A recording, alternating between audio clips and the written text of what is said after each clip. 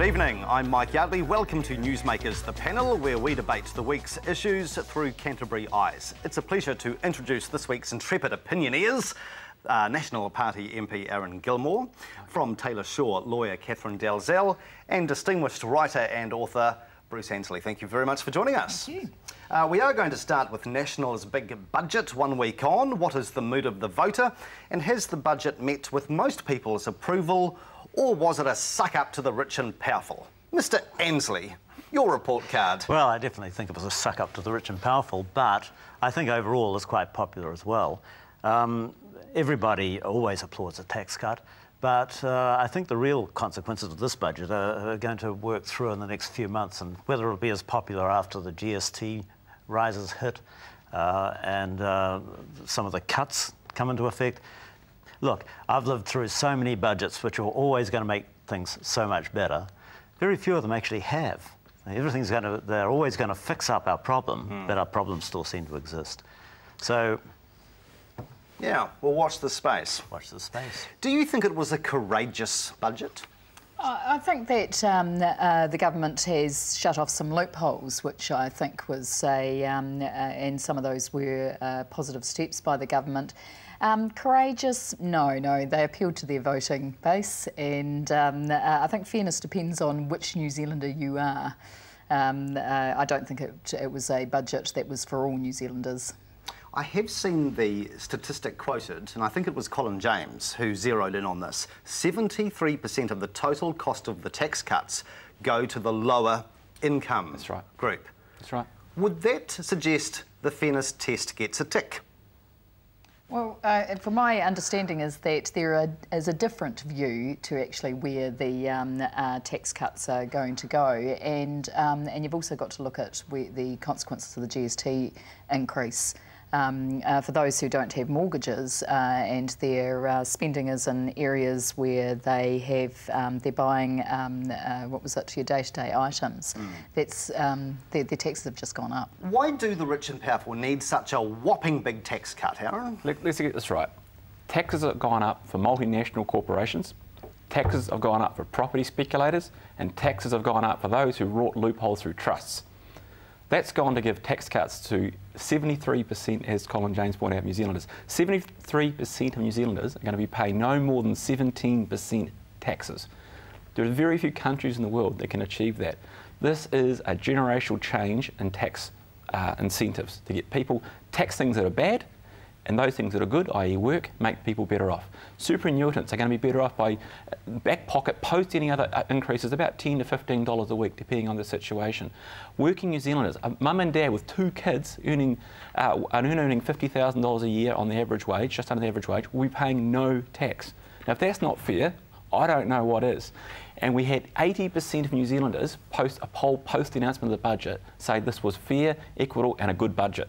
And all we hear from the opposition is more and more and more. Even with that expenditure change, we're still going to be borrowing $240 million a week to pay the bills. So there are some constraints we're operating within. It's a wonderful budget. To what extent do you think the budget is a bit of a punt, given the variables of the global economy? You know, if there is another hit to worldwide economic growth, your finances arguably are going to be hit for 6, are they not? No. In fact, that's one of the key reasons why we've actually done what we've done. It's a matter of getting New Zealand in a position so if the economy does get hit with an external shock again, then we can cope. We're still borrowing a large amount of money, but we're not borrowing obscene amounts of money. Labor wants to borrow an additional $6 to $7 billion. Well, if you're doing that, it's very hard to be able to carry on doing all the additional expenditure and borrow that money given the economic climate. All right. As the Prime Minister said, it's not Greece, but we're great.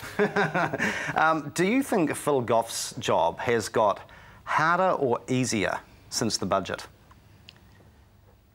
Well, I think it's certainly got harder because, I mean, let's face it, the budget has a political role as well. And it seems to me that the political role is largely to head off Phil at the next election. And so he's in a situation now where he has to say, look, I don't like the tax cuts. If you don't like the tax cuts, there's only one way to go, and that's going to be extremely unpopular. And I wasn't all that impressed by Phil's performance, post-budget performance. I thought that I honestly think he's only going to have the job for another year anyway. Really? When the Nats get back in on the second round, Phil's going to be rolled. Kathryn, so harder. Yeah. Do you think Labor have got their work cut out here? Yes, I do. It's a, what was it? This is from my perspective, a party rebuilding. And what was it? And they're responding to a budget which incorporated tax cuts which Labor simply hadn't supported and hadn't supported in the past.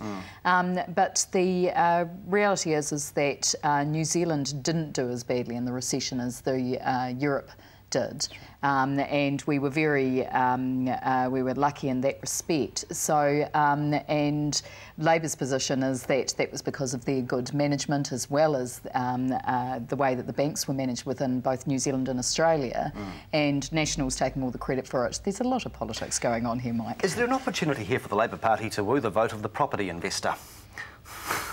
And offer a few loopholes and tax dodges. No. In fact, the property investor was let off the hook, really. Yeah.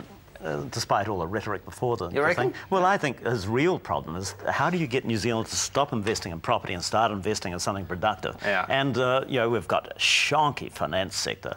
We're going to have this new super policeman supervising the whole thing, but how's that going to convince me? Yeah. My experience is that you invest in a whole range of things and you get your fingers burnt. We only know property. Final comment? This is exactly the issue. $200 billion have gone into the residential investment property, and that's 3 or 4 times what's in the stock market. We've got to change that and change people's incentives in place. This budget will do that. It lowers the effective tax rates for everybody and allows them to have incentives to invest. That's a good thing. It's not going to make me change my mind. It may not change your mind, but it will change the vast majority of people's mind. I can't see. I'm just an average investor. Why am I going to? What's the incentive for me to say get out of property and into something productive? Well, if taking away those the incentives, both around the tax changes, around the depreciation changes, if you choose to remain in property, some people will because it makes sense, and their numbers make sense, but not all will. The marginal investor, those who go out and borrow 80 to 90% to speculate at the expense of mum and dad taxpayers, they will not stay in that game. They will get out, and so be it. I don't think it's right that they get away with not paying enough tax, so my super unit across the road doesn't get a fair share. It's at best a possibility, I think. Okay. We'll see what happens. Do stay with us. Coming up, on trial in Japan, and where to for the Arts Centre car park. That's coming up.